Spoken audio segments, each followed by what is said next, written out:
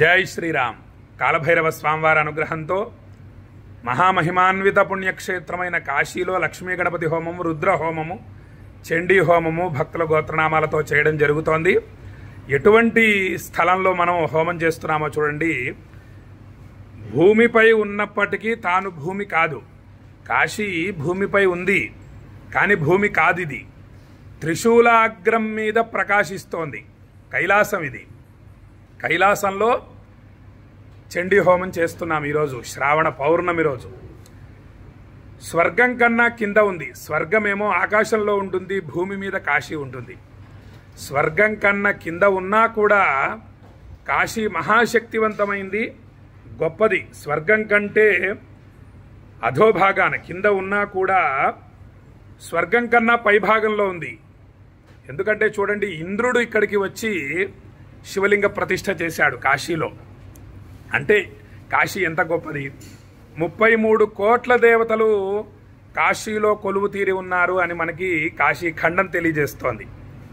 మనకు స్వర్గంలో 33 కోట్ల దేవతలు ఉన్నారని చెప్పి మనకు ఎక్కడా కూడా లేదు ప్రమాణం. కానీ కాశీలో 33 కోట్ల దేవతలు ఉన్నారని ప్రమాణం.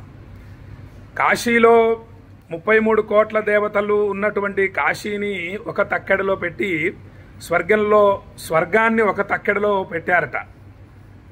అత్యంత బరువైనది, మహాశక్తివంతమైనటువంటి కాశీ ఏమో కిందకు వచ్చేసింది భూమి మీదకి. అతి తేలిక అయినటువంటి స్వర్గమేమో పైకి వెళ్ళిపోయింది. కాబట్టి స్వర్గం కన్నా కింద ఉన్న కాశీ మహాశక్తివంతమైంది. భూమిపై బంధింపబడిన మోక్షాన్ని అనుగ్రహిస్తుంది అందరికీ. భూమిపై బంధింపబడి ఉంది కాశీ, అలా కనిపిస్తుంది. కానీ అన్ని జీవాలకు మోక్షాన్ని అనుగ్రహిస్తోంది. ఇక్కడ మరణించిన ప్రాణులకు అమృతత్వాన్ని అనుగ్రహిస్తోంది కాశీ. అమృతత్వాన్ని పొందుతున్నారు ఇక్కడ మరణించిన జీవులు. గంగా తీరాన 33 కోట్ల దేవతల చేత సేవింపబడుతోంది కాశీ. 33 కోట్ల దేవతలతో కాశీ సేవింపబడుతోంది. అటువంటి త్రిపురాంతకుని రాజధాని, మన శివయ్య రాజధాని అయినటువంటి కాశీ అజ్ఞాన రూపమగు ఆపదల నుండి ఈ జగత్తును రక్షించుగాక అని చెప్పి మనకు ఈ యొక్క అత్యద్భుతమైనటువంటి శ్లోకం తెలియజేస్తోంది.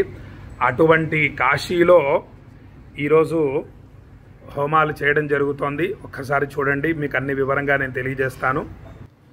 హోమగుండంలో ఈ విధంగా అమ్మవారికి హవిస్సు చేయడం జరుగుతుంది. చాలా విశేషం. ఈ విధంగా హోమగుండంలో హవిస్సు చేసి చండీ హోమం చేయాలి. ఈ హవిస్సుని గ్యాస్ స్టవ్ మీద ఉడికించకూడదు. ఇలా చేయటం విశేషం. ఈ హోమగుండాన్ని ఈ విధంగా అలంకరించి అగ్నిహోత్రుణ్ణి ఆవాహన చేయటం జరిగింది. చేసి హవిస్సు చేస్తున్నాము. ఈ విధంగా మొత్తం అమ్మవారికి సంబంధించినటువంటి హోమద్రవ్యాలన్నీ కూడా అత్యంత భక్తితో కాశీలో సేకరించడం జరిగింది. ఇవన్నీ మహామహిమాన్వితమైనవి, అత్యంత విశేషమైనవి, శక్తివంతమైనవి. మొత్తం చండీ సప్తశతి ఏదైతే ఉందో 700 శ్లోకాలు ఉంటాయి. 700 శ్లోకాలతో ఈ హవిస్సుని వేస్తూ హోమం చేయడం జరుగుతుంది.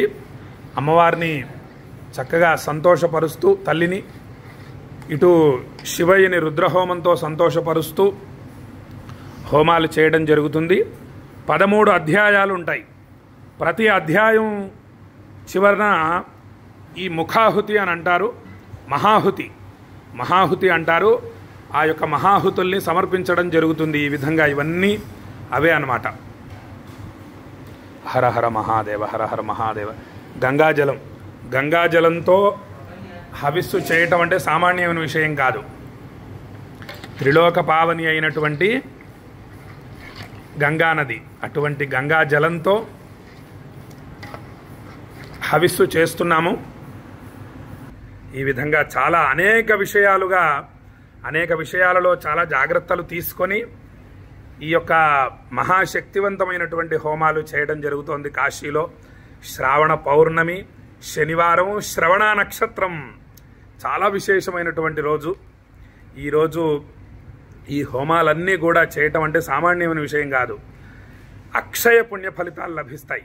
అక్షయ పుణ్య ఫలితాలు అందరికీ, ఈ వీడియోలు చూసిన వాళ్ళకి, గోత్రనామాలతో హోమాలు చేయించుకునే వాళ్ళకి, చేసే మాకు, అందరికీ చూసే వాళ్ళకి, అందరికీ కూడా స్వామివారి అనుగ్రహంతో, కాశీ విశ్వనాథుడి అనుగ్రహంతో అక్షయ పుణ్య ఫలితాలు లభిస్తాయి. కాబట్టి మీరందరూ కూడా చాలా చిన్న పని మీరు చేయాల్సింది, మీ మనస్సుని తీసుకొని వచ్చి కాశీ మీద లగ్నం చేసి ఉంచాలి, అంతే. అందుకోసం ఇంత వివరంగా శ్లోకాలు తెలియజేస్తూ దాని అర్థాన్ని మీకు తెలియజేస్తున్నా, మీ మనస్సు లగ్నం అవడం కోసం.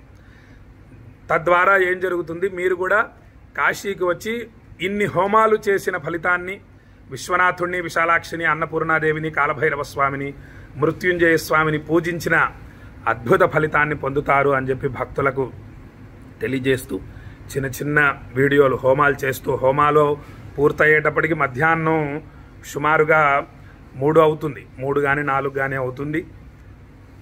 అంత వీడియోలు పంపించలేం కాబట్టి 1-2 చిన్న వీడియోలు పంపిస్తాను. చక్కగా ఆ వీడియోలు చూసి ఆనందించండి, స్వామివారి అనుగ్రహాన్ని పొందండి. మీ మనస్సుని కాశీ విశ్వనాథుడి మీద లగ్నం చేసి ఉంచండి. విశ్వనాథుడి మీద మనస్సు లగ్నమైందో ఇక మనం ధన్యులమే. ఇంకా ఆ తర్వాత పొందవలసినటువంటి అదృష్టాలు ఇంకేవీ లేవు. మనశ్చేన్న లగ్నం గురోరంఘ్రి పద్మే తతఃకిం తతఃకిం తతఃకిం తతఃకిం. ఈ మాట మన గురువుగారు ఆదిశంకరాచార్య స్వామి వారు తెలియజేశారు. జై శ్రీరామ్.